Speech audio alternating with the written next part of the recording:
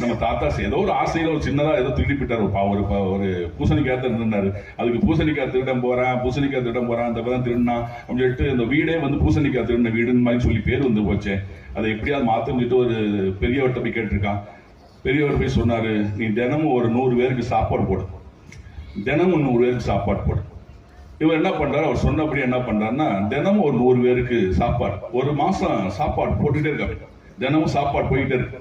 தினமும் சாப்பாடு போட போட ஒருத்தர் வந்து கேட்கிறான் அந்த ஊர்ல வந்து, ஏப்பா இந்த இந்த அட்ரஸ் எங்கப்பா இருக்கு, இந்த அங்க வந்து சோறு போடுறாங்க பத்தியா, சோறு போடுறாங்கல்ல அந்த வீட்டுல இருந்து ஒரு 3வது வீடு தான் என்னது அந்த வீடு, நீ போக வேண்டிய ஊர் வீடு. இது வந்து பேர்னு கேட்கிறான்.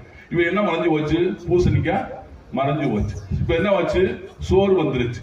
சோறு வந்ததுனால பூசணிக்காய் மறைஞ்சிருச்சு. நன்மை செய்யறதுனால தீமை மறைஞ்சு போச்சு. அப்ப நம்மளுடைய இதை முழு பூசணிக்காயை சோத்துக்குள்ள வச்சது மாதிரி.